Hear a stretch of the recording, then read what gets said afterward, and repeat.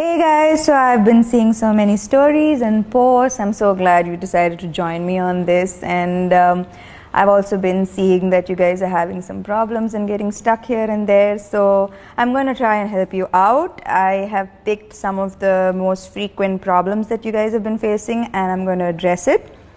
So the first problem that you guys have been facing is how to deal with pests. Okay, there's no 100% foolproof solution to pests because this is their home as well. But there are some things that you can do to minimize the damage. I check on my plants every single day, and so that I catch these little tiny monsters very quickly, and I usually use like a mild 1% detergent or a 3% neem oil mixed with 1 or 2 drops of detergent. And if there are big pests like caterpillars, then you have to get handsy and remove them and pick them out. Yes, it gets a little icky, but yeah.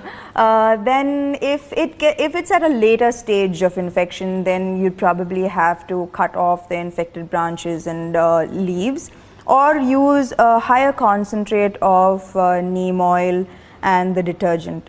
I hope this helps, but again, it's fine. If this happens, your plants will be fine, and you'll understand the mix of neem oil that is required to get rid of the damage. Then number 2, where can we procure good seeds?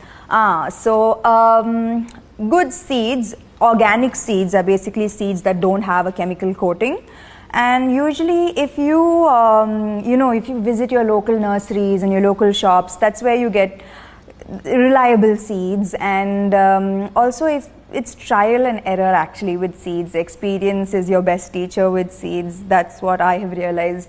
I can't really guarantee, but I think nurserylife.com is also a very reliable source.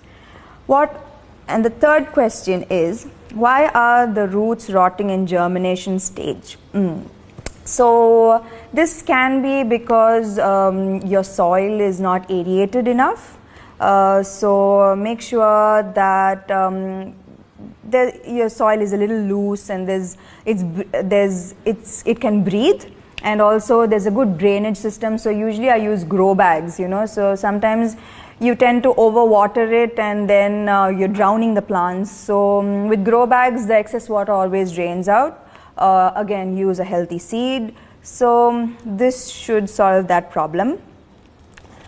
The fourth question, what are the best practices to gain maximum results during germination? I think I did this in the seeding video. Is don't sow your seeds too deep, 1 or 2 centimeters, and keep them covered for a few days, for 3 days, and don't overwater. And after 5 days or a week, then you can shift them to direct sunlight. And you can also follow the video I previously posted. The fifth question, why do the leaves start shedding and leaf discoloration? Okay, so if the older leaves are getting discolored, this is absolutely normal. This is the normal aging process. But if the younger leaves are getting discolored, then it's usually because there's not enough nutrition. So I usually do a good mix of NPK every week for my plants, and with my hydroponics, my EC levels are usually at 2.2. Okay, more detailed version of this in the next video, but make sure that your plants are getting enough nutrition. And sometimes overwatering or underwatering can also cause this discoloration. Am I a pro now? Yes, I am. Sixth question, how to grow plants if the temperatures are too high? Yes, Hyderabad is going to get very, very hot soon, and I am definitely going to get a shade net. So a shade net like with a 50 to 70% coverage should help your plants and should prevent them from dying. But a shade net is going to be absolutely compulsory during the summer. What's the optimum growing conditions for plant growth? I think plants usually require 3 to 4 hours of sunlight. And that's good enough for most plants.